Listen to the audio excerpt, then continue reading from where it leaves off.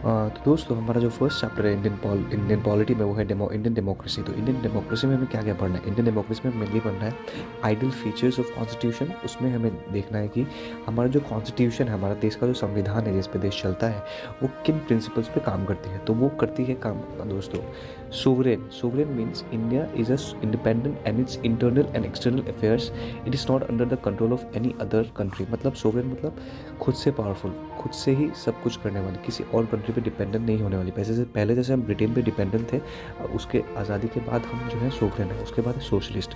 तो सोशलिस्ट हमारा जो है क्या है, नेचर होना चाहिए स्टेट का। The state aims to reduce inequality of in income and status and ensure social and economic justice. तो सोशलिस्ट का मतलब दोस्तों यहाँ पे जो हमारी गवर्नमेंट है, उसका एम है कि भारत में किसी भी तरह की इनइक्वलिटी, चाहे वो इनकम के बेसिस पे हो, चाहे वो स्टेटस के बेसिस पे हो, सोशल लेवल पे, इकोनॉमिक लेवल पे, उनको कम किया जाए। जितना कम कर सके उतना कम किया जाए। फिर है आपका सेक्युलर। सेक्युलर मीन्स हमारे देश का कोई ऑफिशियल रिलीजन नहीं है दोस्तों। मतलब सबको अपना अपना रिलीजन फॉलो करने का अधिकार है, सेम अधिकार है। तो India has no official religion. All religions are treated equally and citizens have freedom of religion. सभी सिटीजन्स को अपने रिलीजन को फॉलो करने का अधिकार है। फिर आता है डेमोक्रेटिक। तो इंडिया का नेचर कैसा? डेमोक्रेटिक है। कैसा है? People elect their government. तो डेमोक्रेसी का मतलब ही है कि सरकार जो है वो लोगों के द्वारा चुनी जाएगी। फिर दोस्तों रिपब्लिक। फिर रिपब्लिक का मतलब क्या होता है दोस्तों? The head of the state, यानी प्रेसिडेंट जो है वो इलेक्टेड होंगे, ना कि कोई हेरिडिटरी मोनार्क। मतलब कोई पहले राजा था उसका बेटा, ऐसे फॉलो नहीं होगा। अभी इन प्रिंसिपल से दोस्तों क्या अचीव करना चाहती है वो, उन्हें कहते हैं ऑब्जेक्टिव। क्या अचीव करना चाहती है? The constitution aims to secure justice. तो क्या पाना चाहते हैं? जस्टिस। कैसा justice? Social and economic and political. Social level पे जितनी इनइक्वलिटीज़ हैं, कास्टिज्म हो गया आपका, रीजनल लेवल पे लैंग्वेज, जो भी अलग अलग एथनिक चीज़ें हैं। इकोनॉमिक में आपका इनकम इनइक्वलिटी हो गया। पॉलिटिकल लेवल पे आपके राइट्स, अधिकार, या आपका जो अभिव्यक्ति का आज़ादी है। पॉलिटिकल लेवल पे आप रिप्रेजेंटेशन, ये सब आपको जस्टिस मिलेगा। फिर लिबर्टी।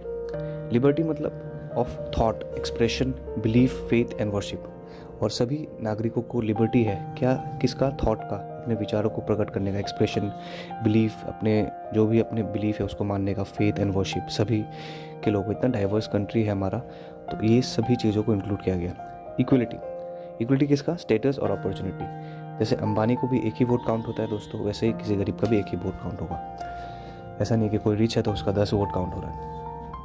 फिर है fraternity. Fraternity means promotion of unity and integrity of the nation. कि हमारा जो नेशन इतना डाइवर्स है उसको यूनाइट करके रखना, उसको एक साथ काम चलाना, सबको लेके, सबके साथ सबका विकास, जैसे मोदी जी कहते हैं।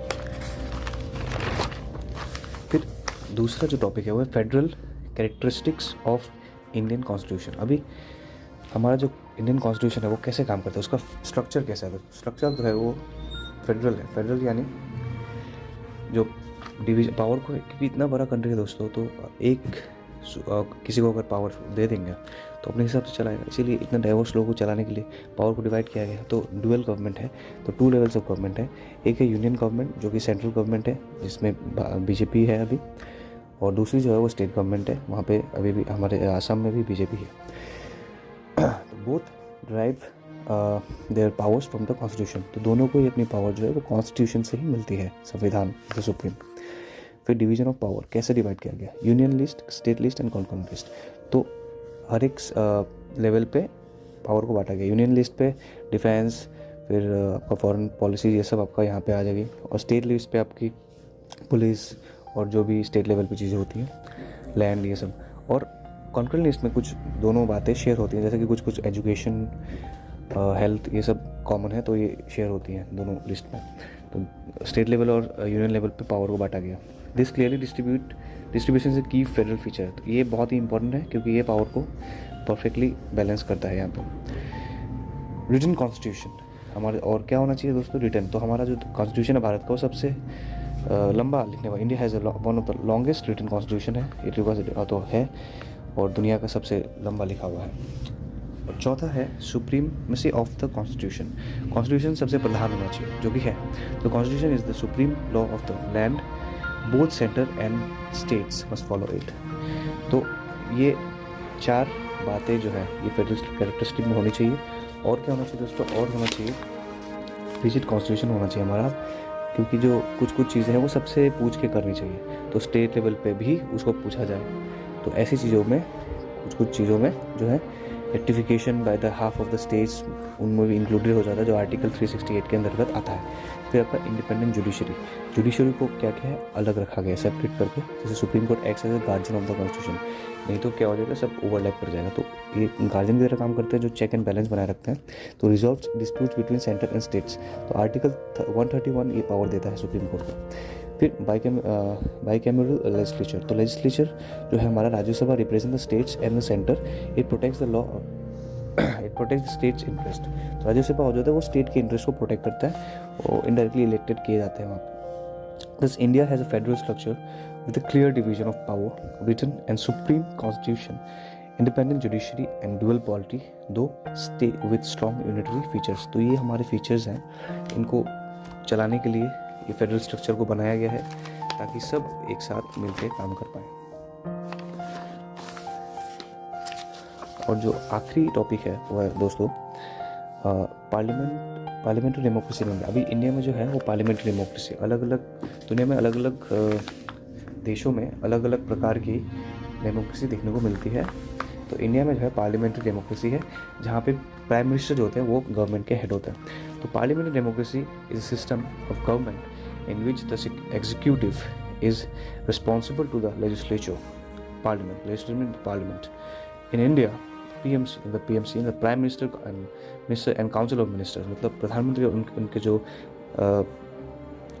मुख्य मंत्री परिषद है, जो प्रधानमंत्री के साथ रहते हैं, 20-25 जो मिनिस्ट्रीज है, जो इम्पोर्टेंट मिनिस्ट्रीज है, वो PMC बोला जाता है उसको। तो वो क्या करती है, the government run the government, वो सरकार चलाती है, and are answerable to the Lok Sabha, और वही लोग जो है लोकसभा को एंसरेबल होते हैं। इंपॉर्टेंट मिनिस्ट्री जैसे हमारे एस जयशंकर हो गए, फॉरेन मिनिस्टर हो गए, एजुकेशन मिनिस्टर हो गए, फिर डिफेंस मिनिस्टर, ये सब जो मिनिस्ट्रीज है, इंपॉर्टेंट मिनिस्ट्रीज है, वो PMC में आती है, काउंसिल ऑफ मिनिस्टर में आती है।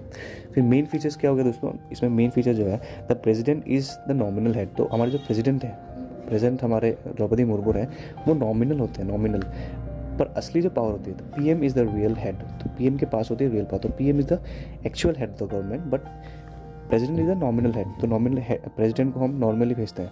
तो second is the council of ministers is collectively responsible to the Lok Sabha. Council of minister जो होते हैं वो लोकसभा को डायरेक्टली रिपोर्ट देते हैं। फिर तीसरा है the government remains in power only if it is the support to the majority of Lok Sabha. Lok Sabha में मेजोरिटी होगा तभी गवर्नमेंट जो है वो बनी रह पाएगी और चल पाएगी। और चौथी है ministers are chosen from the parliament. तो मिनिस्टर्स को पार्लियामेंट से ही चूज़ किया जाता है। फिर India adopted the parliament system from Britain. तो इंडिया ने किससे लिया ये सिस्टम, ब्रिटेन से लिया, इंग्लैंड एंड UK जो है। पार्लियामेंट ऑफ इंडिया को ऐसे हम समझ सकते हैं कि लोकसभा है पहला, फिर आपका राज्यसभा है, ये है अपर हाउस, ये है लोअर हाउस, ये आपका लोअर हाउस हो गया, ये अपर हाउस हो गया, और फिर आ गया आपका प्रेसिडेंट साहब।